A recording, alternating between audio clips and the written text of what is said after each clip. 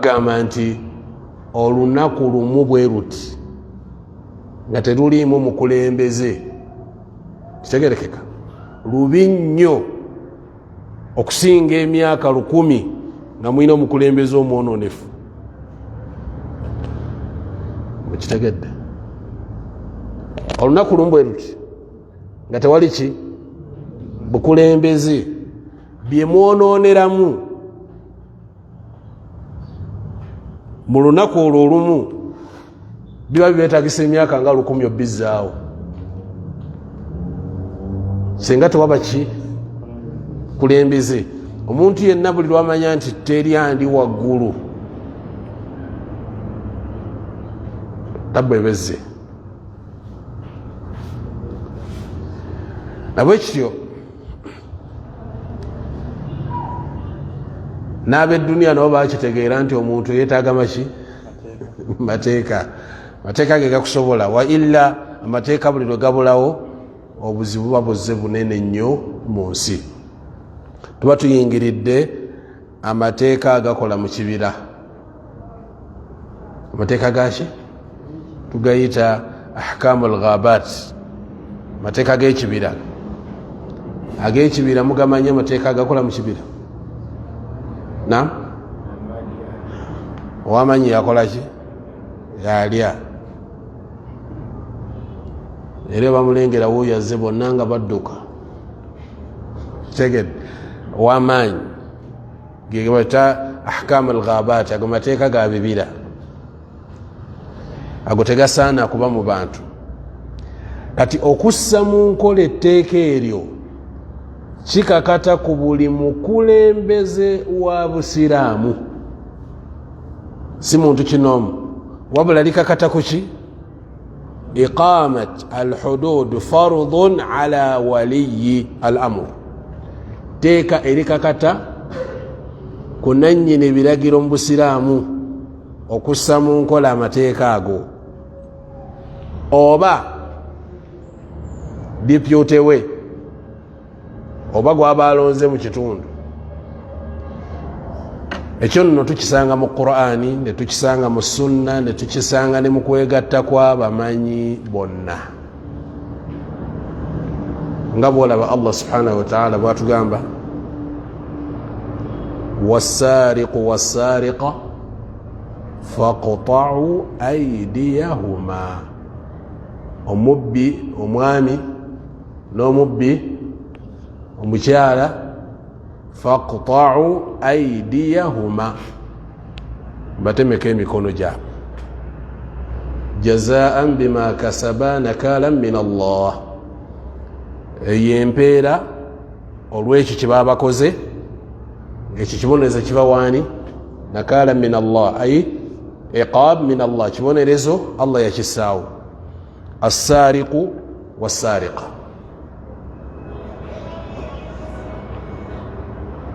obanga bwe tunasanga azzaniyatu wazzani fajridu kulla wahidi, azzaniyatu omwenzi omukyala n'omwenzi omwami, fajlidu kulla wahidin minhuma 100 jalda, buli omu akubwe ekibooko mmeka? 10. Allah teyagamba beekuba ekibooko 10. Kati kiba kitegeeza nti babaga nti bakubibwe waliwo alagira okubakuba, batemebweko emikono waliwo alagira okuba nti batemwako, sisi bo kwetemako. Kitegerekeka. Era tujja kulaba insha Allahu ta'ala tigana amateeka aga sharia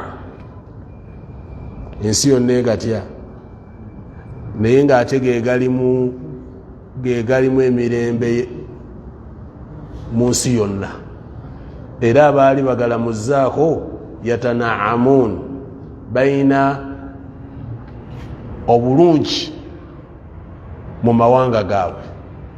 Abaali bakoze eki? Olaba amawanga gamu gagalamuzaako kitono nnyo, si kinene nnyo, kitegerekeka, naye bagafunamu kooko emirembe. Mathalan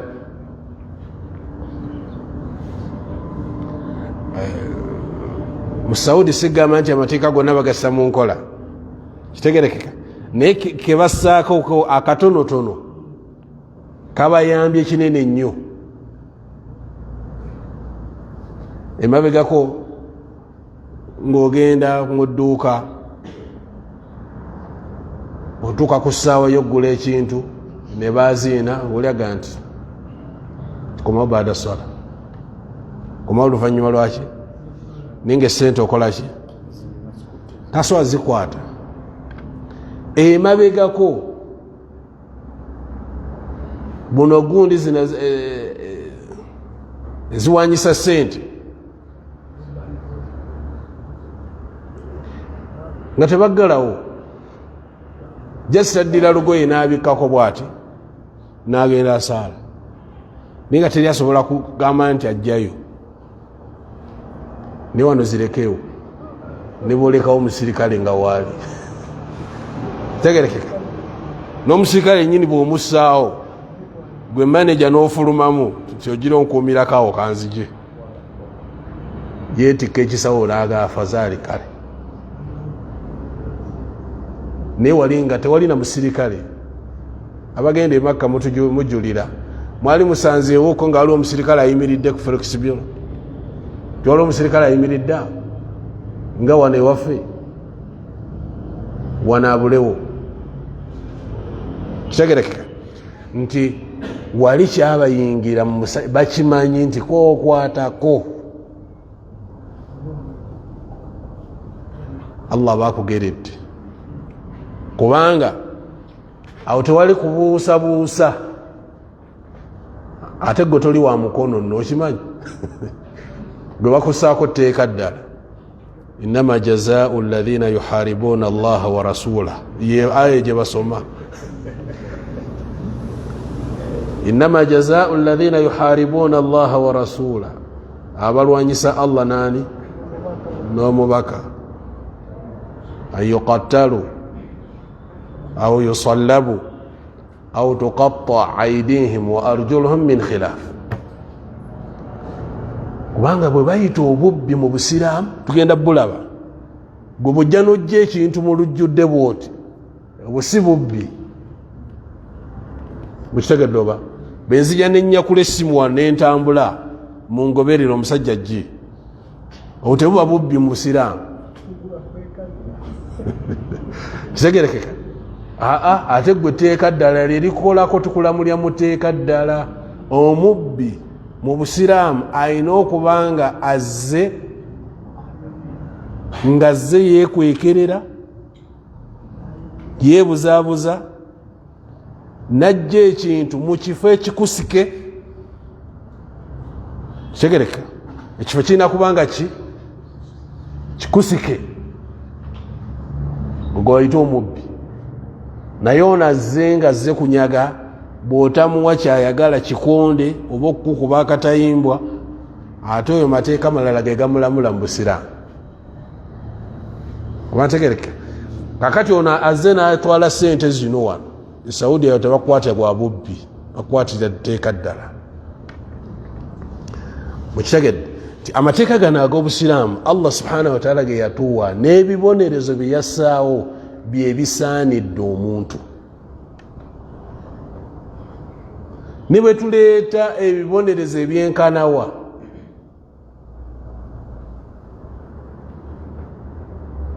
tebisobola kukola nga bya busiraamu abbye mumuseeka akabonero ensi yonna emulabe nga ne bwogenda okutuula obutuuzi akuliraanye yasooka kwekwata ku nsawo kitegerekeka kabonero kakumuggyako ki gwe mugjeeko omukono omutatambule n'omulala bbe kati teri mu nsi munaagala kuswazibwa kitegereke ate ngaobuswavu si bwakuggwako ojja kutambula nabwo paka lwoliva mu dduniya ko toyina asobola nti agamba wanga kizibu okusanga n'omuntu gwe batemyeko omukono tebamutemyeko omukono gwa bubbi nedda ebibonerezo ebisinga okuweebwa Saudi ebisinga obungi kutta. Twabadde tulwana namukuba ekiti ku mutwe namutta nga naawe bakutte kiswaso. Yabadde akola bwati bayombyemu ne banatta. Ebyo byo bingi naye nti kubba kizibu kubanga omuntu yenna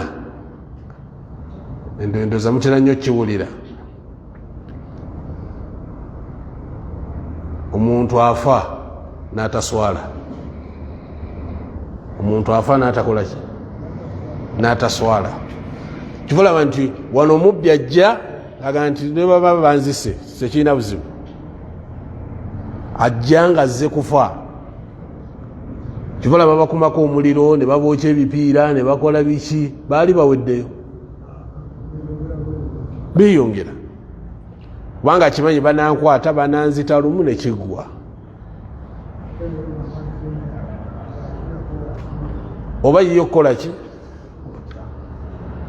Kati amateeka gano Allah subhanahu wa ta'ala mugassaawo gayamba kinene nnyo nnyo nnyo nnyo kuba agategeera. Tujja biraba mu maaso insha Allahu ta'ala.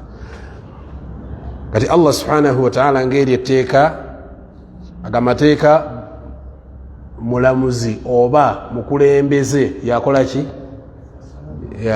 yagassa mu nkola. So si muntu kinoomu obanga masijidi yaffe wano yakoze eki, yabbye amuleete ng'ojjayo aya ng'osoma. Okitegedde? Agamateeka sifa abagassa mu nkola. Wateekeddwa okubaawo yad nga waliwo omukono oguli waggulu ogutabuuzibwa. Wamukitegedde? Gatekola ki? Bw'aba kikoze kiba kiwedde, mukulembeze yatadde mu nkola, teri amubuuza. Nabwe kityo mu sunna tulaba nga Nabbi Muhammadi sallallahu alaihi wasallam hadithi ya Aisha radiyallahu ta'ala anha, waliwo mukyala al-Makhzumiyya saraqat. Mukyalo ni yakola ki? Yabba, naye nga wakitiibwa ate mu Bakuraishi nnyo, yali ava mu famire nga nzito naye yabba. Bw'amala okubba ne babuuza man yukallim fiha Rasulullah sallallahu alaihi wasallam. Musiraamu kyasobola otwogererayo eri nabbi bamuleke, kubanga batema omukyalo ono tujja kuba tuswaziddwa nnyo. Faqaalu waman yajtari alayhi, ani asobola okwetantala nabbi saawa eno kweyeso? Illa Usama hibbu rasulillah. Omuntu gwe tulaba asobola okgenda ku nsonga eyo n'agyogera mu maaso ga nabbi ye Usama, mukwano gwa Nabbi Muhammadi sallallahu alaihi wasallam, ate era nga ne taata we yali mukwano gwe nnyo. Sajja watu Usama n'agenda namuga, ya Rasulallah, kakati omukyala nawe omulaba wa kitiibwa, mukyala bwe tunaamussaako haddi tujja kuba tuswaziddwa ng'Abakuraishi. Nabbi kyava agamba nti atashfa fi haddi min hududillah, gwazza okuwolereza ku kibonezo ku bibonezo ya Allah tukijyewo gwe Usama. Nabbi n'amuddiŋŋana emirundi, gwe Usama gwewolereza. Kyawaliriza Nabbi Muhammad sallallahu alaihi wasallam okgenda mu muzikiti ng'abasiraamu bakuŋŋaanye, n'ayogera ebigambo bino: ya ayuha nnaasu innama ahlaka alladhina qablakum, ensonga Allah kwe yasinziira okusaanyaawo emirembe egimu ku egyo gyabakulembera, annahum idha kana aw annahum kanu idha saraka fihim ash-sharif, owekitiibwa bwe yabbanga tarakuhu, tebamussaako kibonerezo, wa idha saraka fihim ad-da'if aqamu alayhi al-hadd. atayinaako babi bwe yabbanga Allah agambye tumusitu ate oba Allah yagambye ng'oyo etteeka likola ki? Nabbi sallallahu alayhi wasallam nti wa aymullah wallahi mbalayirira Allah law anna Fatimata binta Muhammad, singa Fatima muwala wa Muhammad mutegeera saraqat, Fatima nga yabbye laqata'tu yadaha, okumanya ndi mumalirivu naali mutemyeko omukono. Kino temuli kwolereza kubanga kibonerezo Allah yakola ki? Yakissaawo. Era omubaka Muhammadi sallallahu alaihi wasallam n'agamba nti abantu ebbanga limbalanga mussa mu nkola, temusukka nsalosalo za Allah, mussa mu nkola ebiragiro bya Allah subhanahu wa ta'ala, mufaananako mathalu alqaimu ala hududillah, ekifaananyi ky'omuntu ayimiriddewo mu kussa amateeka ga Allah mu nkola, walwaqi'u fiiha, n'oyo agazanyirako amateeka ga Allah subhanahu wa ta'ala nga tassa mu nkola amateeka ga Allah, omwononefu. Nabbi yagamba nti kamathali qawmi, ekifaananyi kyabwe kiringa bwolaba ekibinja kyaki ky'abantu istahamu ala safina, bakuba akalulu nga bali muki? Mu lyato. Eryato eryo nga lya kalina. Nabbi yayogera ku bigambo nga tebisuubirako nti walibawo eryato erya kalina, kitegerekeka nga lyato lya kalina, waliwo ababeera waggulu, waliwo abalibeera ki? Wansi. Fa asaba ba'dhuhum a'laha wa ba'dhuhum asfalaha, akalulu ne kagwa, abamu nga balina kubeera waggulu, abamu balina kuba wansi. fakana alladhina fi asfaliha idha staqu alma marru ala man fawqahu, bano abali wansi ddala bwe baba baagala okunywa ku mazzi balina kuyita mu bali waggulu, babafundira ku ki? Ku mazzi. Abaami mutuwe ku mazzi, ate abali waggulu bwe balina okusenera bano amazzi babawe, kubanga eno wansi gye bali mu mazzi, bwe bagamba nabo bagafune bonna bazikirira. Kakati faqalu law anna kharaqna fi nasibina kharqan, abali wansi bagamba naye lwaki eno yewaffe eno wansi gye tuli, lwaki tetukubayo kituli tusobole okufuna amazzi? Abali waggulu walam nu'dhi man fawqana, tuleme kunakuwaza bannaffe abali waggulu, fe tukubawana ekituli. Fa in tarakuhum ma aradu, singa bano abali waggulu bamanya ku kiteeso ekiri wansi ne bagamba bamanyi obabomola babomole. Nabbi yagamba nti bonna bakola ki? Halaku jamia bonna bafundikira bakoze eki? Wa in akhadhu ala aidihim, naye singa bagamba ku bannabo abali wansi amazzi tujja bbawa amazzi, ne bakolagana nabo mu bulungi, najawu jamia, abali wansi bawona n'abali waggulu ne bakola ki? Ne batuuka gye babadde balaga. Kinnabi Muhammad sallallahu alaihi wasallam kyategeeza mu kigambo ekyo ti bw'olaba omuntu ng'ali ku nsobi n'ogamba tebinkwatako, yamanyi n'agazibu ge, yamanyi n'amazambi ge, kitegerekeka. Buli lwoleka omuntu oyo nga tomugambyeko ku zambi lyakoze, ekibazo kya Allah bwe kiba kizze tekisosola. Mwenna mulina oddugenderamu, wamukitegedde? Mwenna mulina okukola ki? So singa omugambyeko nti ya Allah va ku byoliko, totuleetera buzibu. n'ava ku zambi eryo mwenna musobola okufuna barakati mu nsi, musobola okufuna emikisa gya Allah mu nsi. Abadde agenda okwonoona n'afuna ebirungi, naawe atali mwonoonefu n'ofuna ki? Oba mukitegedde? Kifaananako nga Nabbi Muhammadi ekyafaayo kye batunyumiza. Jibrilu alayhi salam Allah amulagira okusaanyaawo ekyalo. Bwe yali agenda okukisaanyaawo najja asinkanako rajulu salih, musajja mulongoofu ali ku kyalo okwo, musaaze mujjumbize wa ibadat,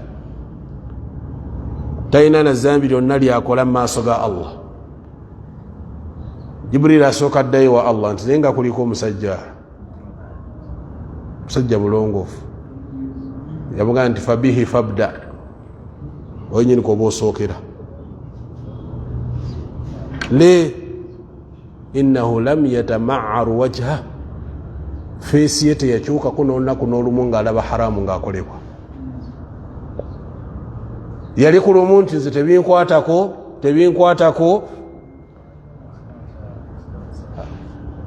yafundikira nga Jibril kwatandikidde. Kyekyo Nabbi sallallahu alaihi wasallam kyagezaako okutuwa kifaananyi nti bw'olaba ensobi, bw'olaba haramu n'osirika n'otamwogerako, bajja kunkyawa abantu bazibu ennaku zino. Bw'omwogererako haramu we akola ki? Akukyawa, ajja nakunvuma. Manya ebikkwatako, fa kubikkwatako. Kitegereka abantu bwe batebawangaala mu nsi, naye gwe ekikulu kya byonna otuusizza, okutuusa buvunaanyizibwa bwo. Ekyokuluŋŋama Allah yalungamya gwaba yagadde, ffe tetulina buyinza buluŋŋamya. Allah subhanahu wa ta'ala yagamba Nabbi wa Muhammad sallallahu alaihi wasallam, in alayka illa obuvunaanyizibwa bwo gutuusa.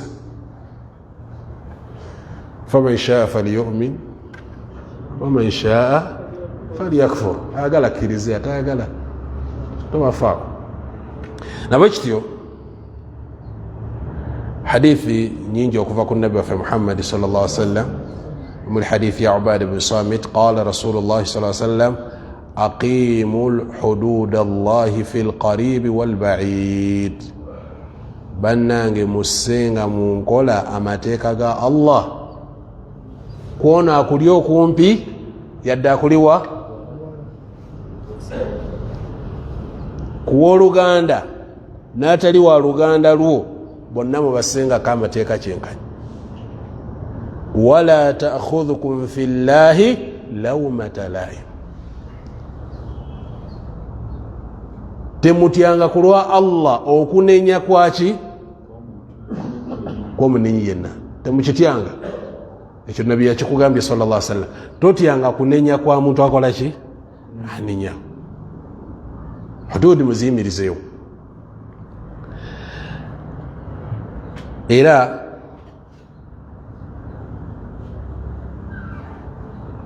okussa mu nkola etteeka eryo, hadithi newakubadde nga erimu makaalu, omubaka Muhammad sallallahu alaihi wasallam yagamba nti iqamatu haddi bi ard, okwatayo etteeka limu erya Allah mu nsi mwe muli ne mulissa mu nkola limu, khairun li ahliha min matari 40 sabaha. Yagamba nti ekyo kyemuba mukoze kirungi nnyo mu maaso ga Allah okusinga ebire by'enkuba nga bya buli lunaku ennaku 40. Jasi haddi emu anywedde mwenge ne tumukuba kibooko, ne tumukuba kibooko zaana. Nabbi yagamba nti ekisinga okutonnya kw'enkuba ennaku 40. Amakulu baraka, kubanga enkuba tetonnya yokka, ejja neki? Ejja ne baraka. Kubanga gye mwawulidde mu Libya yaze ne baraka, yaze neki? abantu bakafa bali mu kakaaga banaatera okuweza omutwalo abakafa bafudde ki Allah yaleese isar embuyaga enkuba erimu embuyaga erimu buli kimu kyonna byalo byasanyiziddwawo waliwo akaloko yakalese nga tekuli kiriko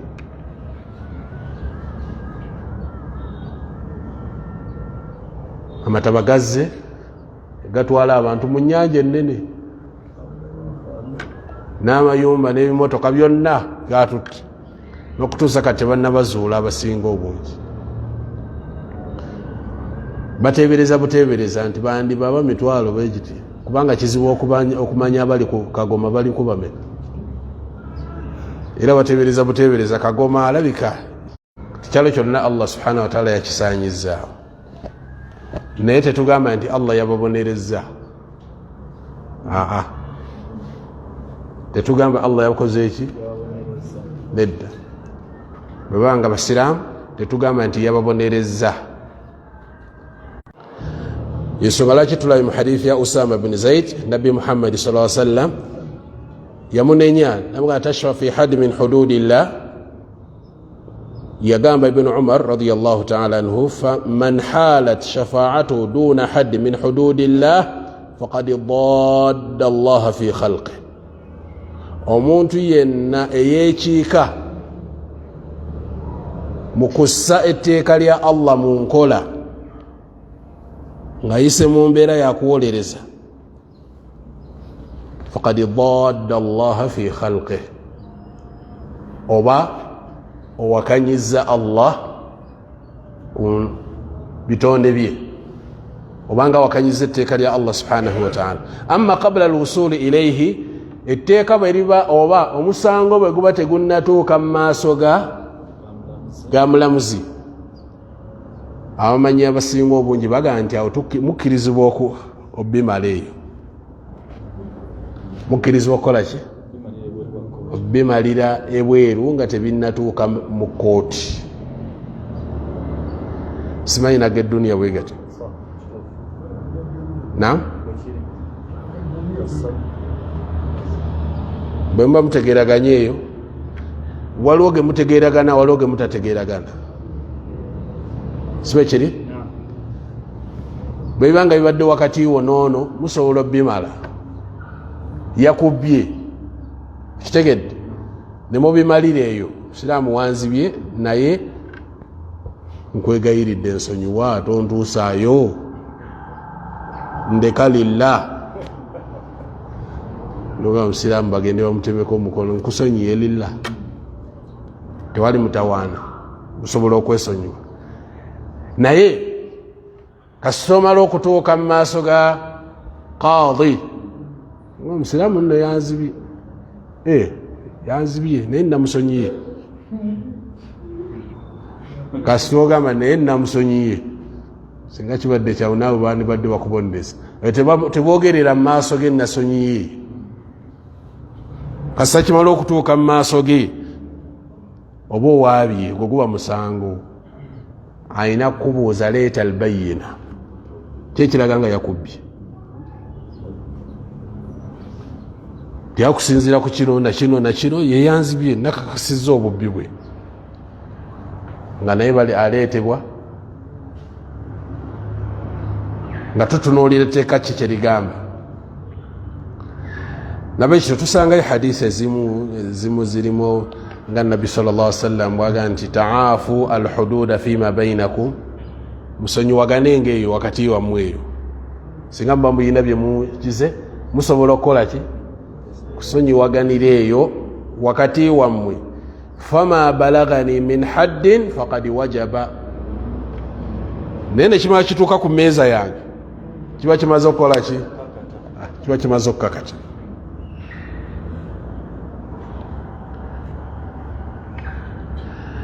ngera batulaba hadithi ya Safwan bin Umayyah agandi kuntu naiman fi lmasjid Safwan agandi yali yebase wa mu masjid ala khamisa li naina kamisa olugoye lwange nali ndwebaseeko li thamanun 30 dirham olugoye luno lwalimu dirham nga 30 zali sente nyingi fajaa rajulun fakhtalasaha musajja najja nalunsikako nalunzibako فأخذ الرجل سجل بمكواتا فأوتي به رسول الله صلى الله عليه وسلم نبمليتا ما سقى النبي محمد صلى الله عليه وسلم فأمر به ليقطع نالا جدا تموي كوشي قال فأتيته فقلت نزجا والي النبي صلى الله عليه وسلم نمو غامبا أتقطعه من أجل 30 درهم ويقال موتي ما كل الدرهم أساتو أنا أبيعه يا رسول الله ndumuguziza ndumuwadde naye sente ajazimpa oluvannyuma yakozesa nti ndumuguziza esente anazimpa wanaafunira nabbi namugamba nti fahalla kana hadha qabla an ta'tiyani bihi singa ebyo byabaddewo nga tonnatuuka mu maaso gange tekikyasoboka man yuqimu alhudud ani alina okussa mu nkola amateeka tubagambye yani omulamuzi obusiraamu oba gwaba alonze okuba ng'amuyambako ku mulimu ogwo mukitegedde gana amateeka si ga muntu kinnoomu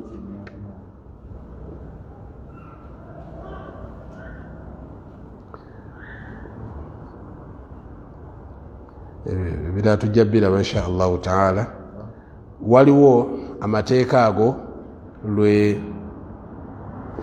gatasibwa mu nkola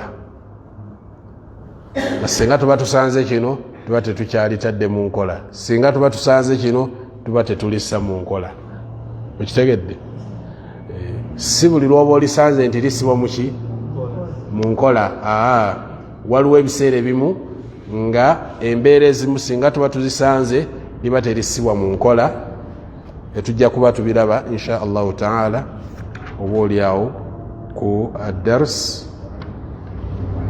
darisi ekola ki eddako insha allahu taala tugenda kusoma hududi mpola mpola mpola mpola insha allahu taala musobole okuba baqudat musobole okuba abalamuzi insha allahu taala nga bakuleetera omusango osobola okutuula mu ntebe ya qadi musango n'ogulamula bulungi nnyo nga teweekubiddeemu yadde insha allahu taala saba allah tutuuseeyo nga tuli balamu wabaraka allahu fikum wa jazakum allahu khaira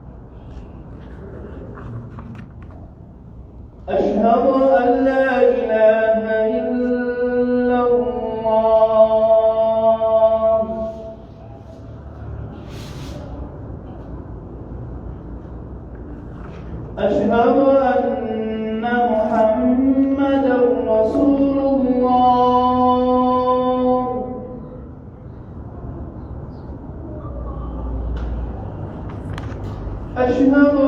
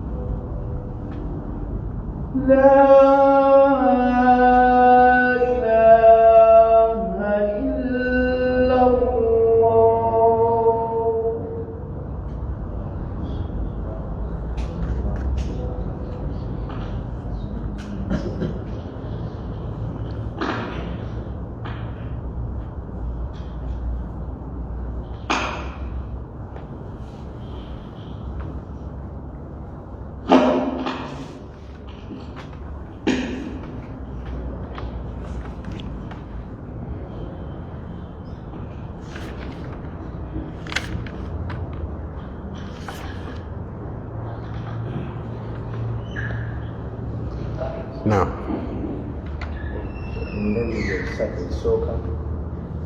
bali nsaba kwongera tunyongera mu hadithi ya man raa minkum munkara obulozi bya mukaaga. Buuza ekyokubiri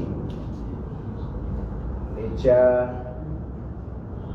ogambye hadithi nti Nabi Muhammad sallallahu alayhi wasallam yagaana okukuba embooko ebisukka mu 10 okuggyako fi haddi min hududillah. Singa kijja min baabi ta'ziz nga Umar ibn al-Khattab radiyallahu ta'ala anhu bwe yakola nayongera mu kyomwenda, baffe kyakoma ku Umar radiyallahu ta'ala anhu. Oba naffe omwana ayinza okubeera ku ssomero alina kye yakoze ne baagala okulaga abalala nti kirungi, bamutamuza mu kiraasi bamukubayo ttaano, ogenda okugattamu obungi bwa kiraasi zaalimu ataano. Kiyinza okugira oboga nti bamutadde ku pareedi nebaga nti alimansa amukubemu ne muzadde wa mukubemu, ogenda okabana nga ayinza okuba amukubye 10 ne maama amukubye 10 oba 5. Kale baffe wekijja min baabi ta'ziz kikkirizibwa nga Umar ibn Khattab yakola. Nekisembayo ekya kara Nabi sallallahu alaihi wasallam gyalaga Usama ibn Zayd. Abaffe efaananako nga basahaba bagenda mu lutalo Nabi sallallahu alaihi wasallam yatalimu ne balwana, oli n'awanika n'amutima gw'omukono gandi katala Allah mumusse nammwe Allah abali. Abaffe tuyinza okigeraageranyako n'ekyo Nabi sallallahu alaihi wasallam yalaga Zayd Usama ibn Zayd ng'awolereza ku tteeka lya Allah ly'okuyingizibwa ku nkyalo abandi. Naam, kisosi kiwadde ki eriko ki hadisi sawa ku gazi ya oyinza okugitwala nga bwetembeereyo. حديث واضح زي الشمس. النبي صلى الله عليه وسلم يقول من رأى منكم منكرا ينا أبال بيمم ويصبي فليغيره بيده أجيسيوم كنوكي فإن لم يستطيع فبلسانه وبات صبود كلا جيسيوشي olulimi lwe ensobi. fain lam yastati fa biqalbi, bwaba tasobodde kale akikyawe muki akitamwe mutima gwe. wadhalika adhafu liman, nayo yasinga okuba n'obukkiriza obuki. hadithi eyo bweba ekola eva wansi teva gyeva, eva wansi ng'edda waggulu. bw'olaba ekibi kisooka kukyayibwa, sibe guli nomanya nti onaakola ati ekiti kyambu ekiti, n'okitama mu mutima gwo. ekiddako kyogereko, nedda kyokola nsobi, kyokola nsobi, ekiddako gwe mukono. Kitegedde omukono ghaliban baba bategeeza mukulembeze oba omuntu aliko waggulu. Kitegerekeka oyinza okuba nga oli musomesa ku mwana, muzadde ku mwana, kisobola okuba ki bwekityo.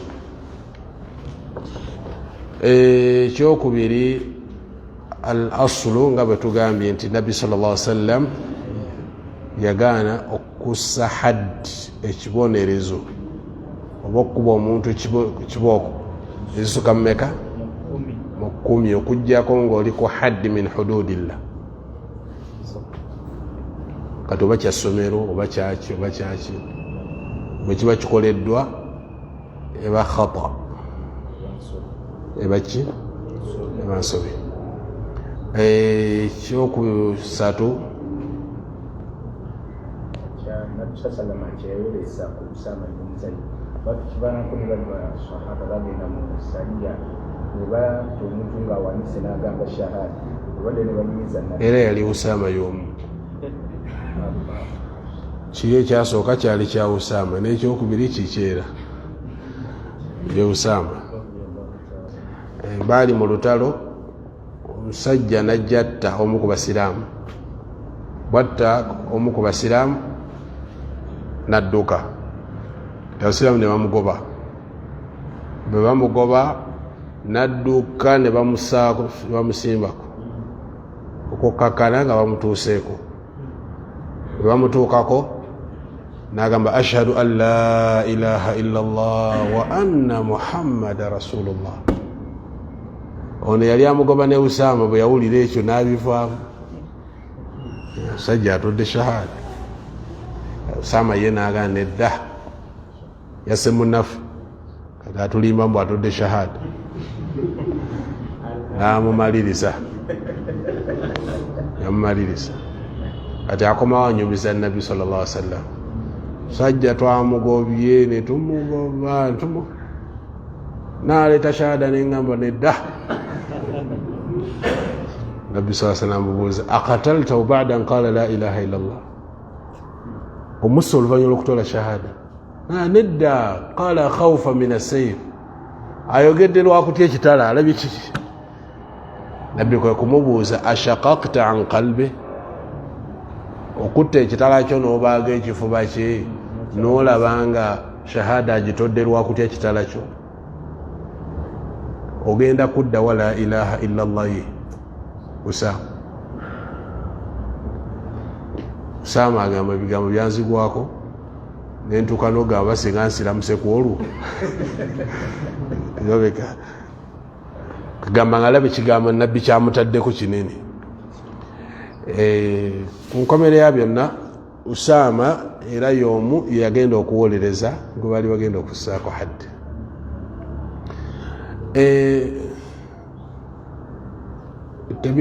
Tebiina kakwate, tebiina kakwate akaliwo pozi akandibaddewo nti okuwolereza kwa Usaama kwali agenza okuwolerezaamu kyali kyakuyimiriza tteeka lya Allah, mateeka ga Allah subhanahu wa ta'ala. Ate kiri kikwatagana naki na biri ku mitima gy'abantu. Ffe tetumanya biri ku mitima gy'abantu, tulamula naki nahkum bidhahiri, tulamula kungulu. Ebyomunda tekola ki, oli bw'atoola shahada tutambula n'ekyo. Kitegereka ebyomunda tetukola ki. Naam.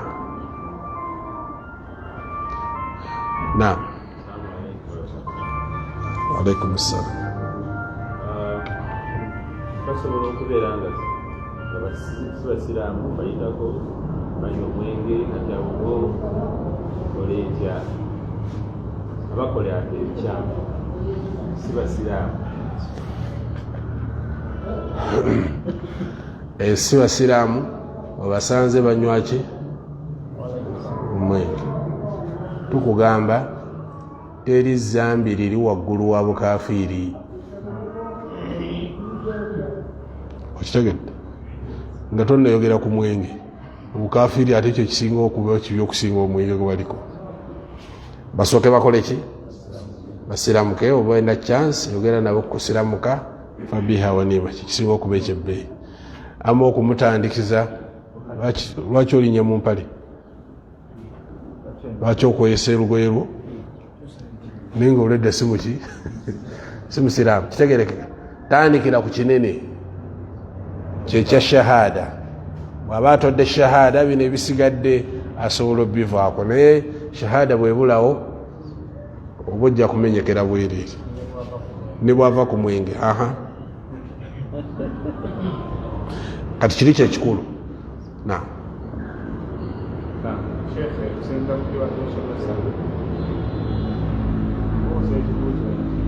obwalooya omusiraamu bukkirizibwa era bakukkirizibwa omugaso gwalooya musiraamu mugaso naam looya mu busiraamu tekirina mutawaana ebbanga lyomala ng'ogenda kuyimirira ku mazima ebbanga lyomala ng'obusomye ogenda kuyimirira kuki ekitali kubanga looyo oli ajja nakuyitiramu nga bwe yakoze ebikolobero bye kitegedde kakati awo tukakoze kati ok ngaadda mu bitabo bye ngaamanya kyekyokukola kitegedde n'amanya nti ono yali ku kituufu naye ono kasitoma wange kitegedde aye sobola kumuvaamu kati nina okulwana kasitoma anyage kitegerekeka kati ekibifuula okubaamu obwa haramu byebyo nti omanya ekituufu omala okumanya ekituufu n'okivaako ensonga lwaki nabbi sallallahu alaihi wasallam agamba abalamuzi bamiteeka esatu babiri bamuliro omu ye w'omujjana alqudaatu thalatha abalamuzi balimu emiteeka emeka ithnani fi nnar wahid fi ljanna ababiri bamuliro omu ye omuki n'agamba asooka rajulun arafa alhaqa ye mulamuzi ng'amazima agategedde ekituufu akimanyi faadala nagamba mazima yadde weegali naye ono alina ssente kitegedde oyo wa muliro wa rajulun qada ye muntu okubanga mulamuzi naye ng'alamuza jahal obutamanya atudde mu ntebe ey'obulamuzi naye nga jahil tamanyi kisoboka atudde mu ntebe ya bulamuzi naye nga jahiru murakkabun kati n'alamula nze ndi mulamuzi tolina kyojja kunkola okitegedde kati oyo naye wa muliro owokusatu arafa alhaq faqada bihi ategedde ekituufu n'asala amazima nga bwe kiri kitegereka ati omuntu okubanga afunye looya mu mbeera eyo tekirina buzibu kubanga ffenna okunnyonnyola si kwekumu kibala nabbi saa sallam yagamba nti omuntu asobola okubanga oli munnyonnyozi nojja otwala haqqi ya munno olw'okunnyonnyola kwonnyonnyodde kitegedde nze namulira kukunnyonnyola so siramulira ku kisa kyendaba kale ono bambi oli bw'aba nnyonnyodde kitegerekeka kino kyange okusinziira ku kino oli nannyini haqqi nga tasobola kwennyonnyolako kitegedde waliwo omuntu ngaebigambo bimubula n'akaabawo bukaabi mazika ngaalaba mutwalako haqqi n'asalawo kukola ki kati omulamuzi tajja kugendera ku maziga kitegereke. Nabbi sallallahu alaihi wasallam yagamba nti osobola okuba n'olulimi ng'oli munnyonnyozi ne zijjankuwa haqqi ya munno, naye kimanye nti kyoba otutte qit'atun minan nar. Nze okusalirawo nti gwe mutuufu tekihalalisa kyoliko. Mukitegedde? Olayinza ga n'omulamuzi yakisala, naye nga nawe okimanyi bulungi nti oli byasala bifu, gwe kituufu okimanyi. Kati Nabbi sallallahu alaihi wasallam nti osobola okunnyonnyola nti twala. Kati aba ba muhami bano ebiseera ebisinga balooya batera okuyambako mu mbeera eyo, ye omunnyonnyola n'ategeera ngeri ki gy'alina okutuusaamu ensonga etegeerekeke. Kitegedde okulwanirira haqqi eyo.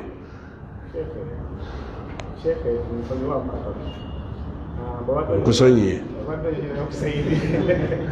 saidi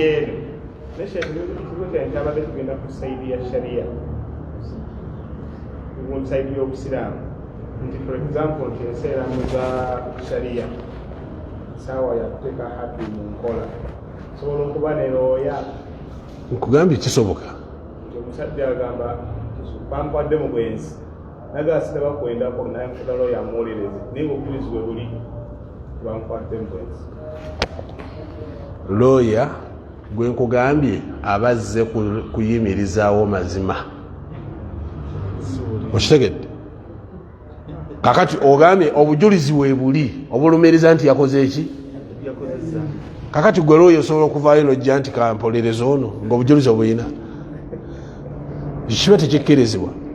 Olina kujja ng'ekikuleese oli munafu tasobola kwennyonnyolako, ali ku kituufu, osobola omulwanirira. Naye bw'olaba ng'ali ku nsobya, ali ku zambi, tosobola kutokkirizibwa. Naam.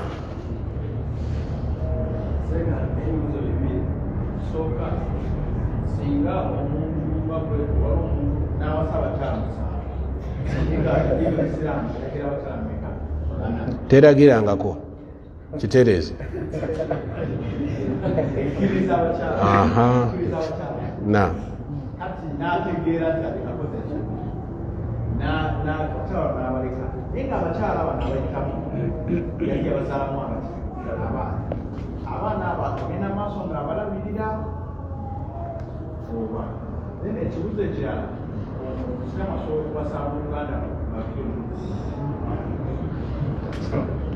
Tusooke n'ekyo takkirizibwa. Tokkirizibwa kugatta baaluganda bameka? Babiri. Allah yakyogera mu Qur'an, wa an tajma'u bayna al-ukhtayn. Temukkirizibwa gatta baaluganda babiri. Nabbi n'ayongerako mu hadithi sallallahu alaihi wasallam, la tujma' al-mar'a ma'a ammatiha. Tokkirizibwa kugatta mukyala na ssengaawe. N'owasa omukyala n'owasizaako ne ssenga, bombi n'obawasa, kiri haramu, tokkirizibwa. Oba okuwasa omukyala ne maama w'omuto, mukitegedde? Naam. Tekikkirizibwa kuwasa mukyala ne maama we ki? Omuto. Bw'aba asobola okuwasa abooluganda babiri, oyo tasobola bagatta.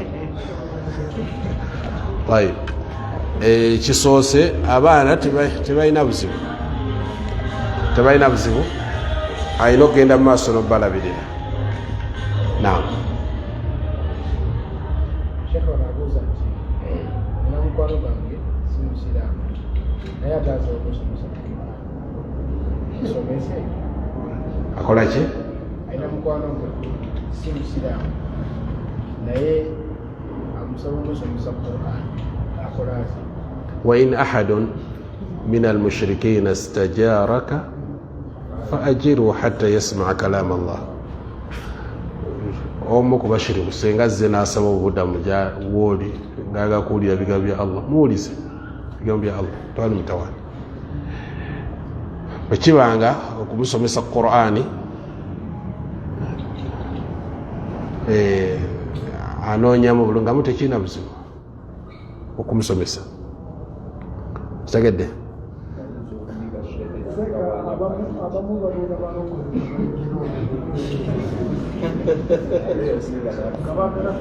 oyo mulungi nnyo amusomese Qur'an amusomese ki bwabanga ddala ategeera Qur'an ajja gitegeera kikyegamba mukitegedde ekitabo teri muntu akisoma va ku baana bana bayaaye ng'omusomesa akikusomesezza abalokole be mulaba ababasomesa babayita bamustashriqin olwedde taba musiraamu okitegedde kati oli mu kukimusomesa akimusomesa tamulaga birungi byakyo wabula okulaga ensobi enjereere yadde nga temuli yadde ensobi n'emu kitegerekeka naye nga gwe seeka gwokimusomesezza tajja kumalako pages nga tategedde kikurani kyegamba kitegerekeka hatta nabi sallallahu alaihi wasallam abashiriku bajjanga ne bawuliriza nga asoma Qur'an mukitegedde ne bajja ne bakola ki ne bawuliriza n'abamu yabasomeranga n'amusomera ki Qur'an kati bwabazze mu mbeera y'omusomesa fabiha wa niima waliwo omusajja omu mu France yakola endagaano ne bakufaaru banne nanga njagala mumpe emyaka 10 mu myaka 10 nja kuba mmaze okumalawo Qur'an mu myaka emeka 10 nja kuba mmaze ogimalawo kangende ensome n'agenda e Misiri n'asoma mu myaka 2 yali azze okusaanyawo Qur'ani ye yamusaanyawo nanoonya ensobi za Qur'ani ne zimbula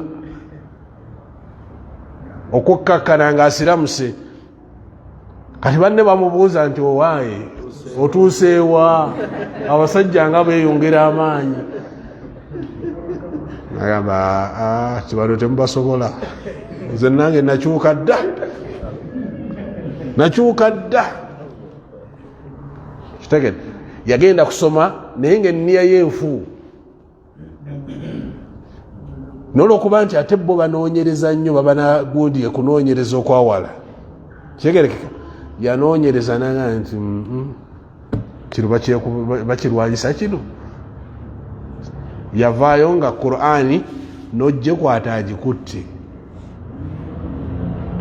tegereka no Qur'ani ng'akoze eki agikutte naga bino kizibu girwanyisa temusobola ati oli bw'aba agambye njagala kusoma Qur'ani gambe genda ofune wuzu nti oyagala kusoma Qur'ani soka ofune wuzu otuulaawo ku musaalo ngikusomese okitegedde nga bw'omusomesa ne maani mufuradaati amakulu gaayo qul huwa Allahu ahad Allahu samad ogimusomesa agitegere bulungi anaagenda okumalako juzu amma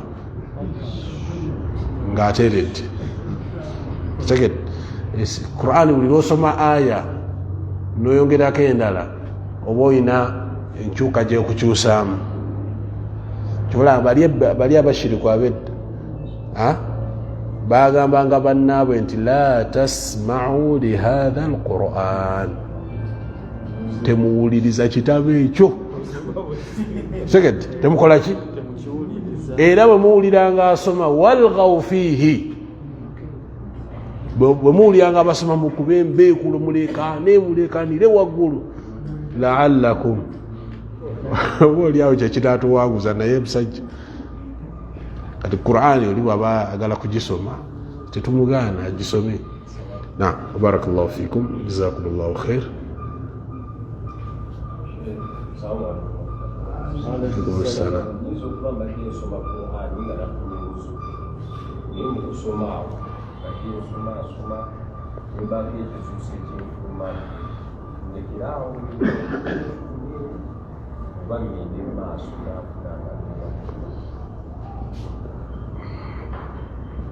okusoma Qur'an okubanga oli mutukuvu kyekisinga okuba ekirungi kyekisinga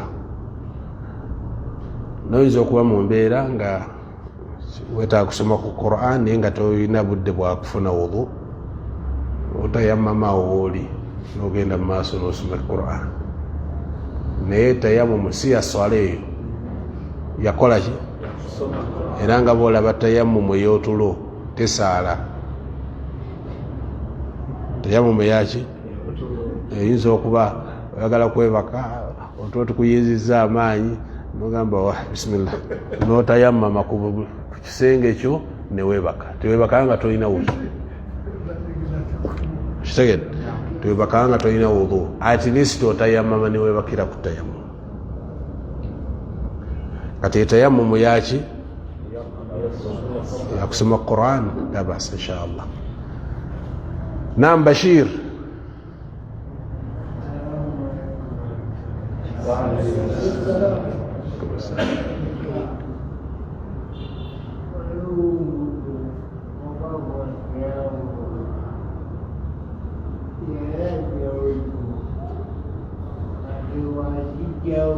Omubbi elajjawo ekyuma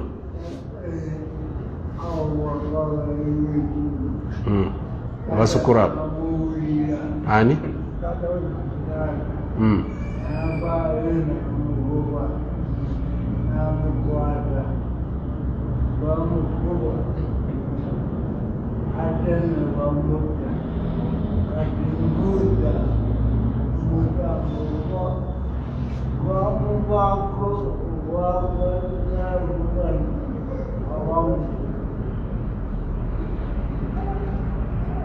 kibuuzo kya Bashir.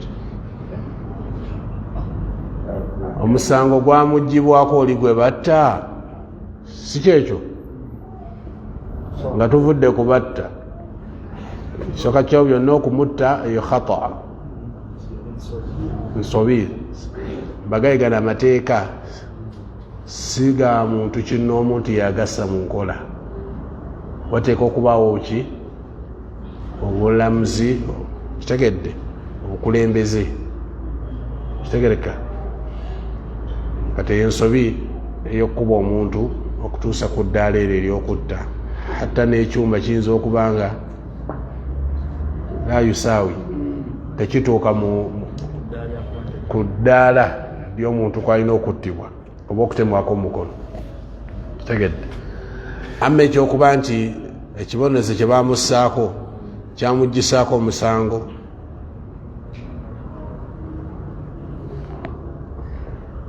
tetulina bujulizi nti kyamuggisaako omusango, kitegedde? Kirinaako obujulizi. Naam, ekisembayo.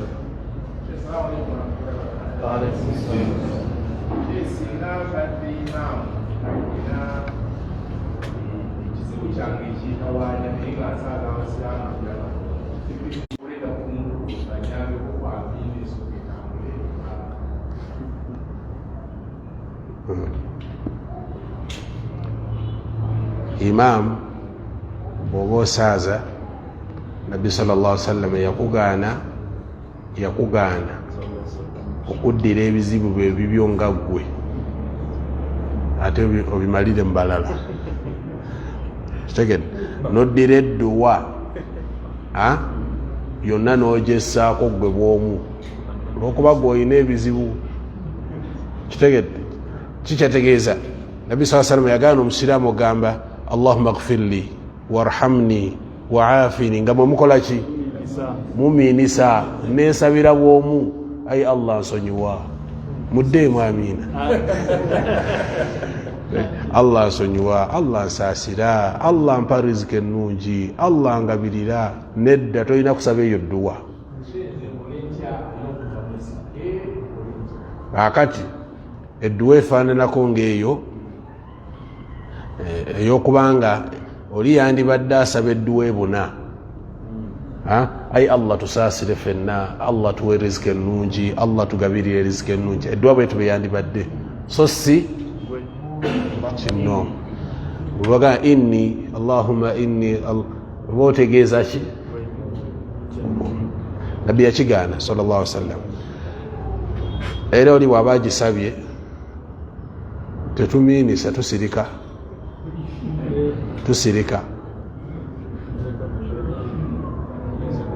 tukola ki tusirika busirisi atereeze edduwa kitegedde bwaba mugezi aba amanya lwaki basirisi aba alina kutereeza ki nsaba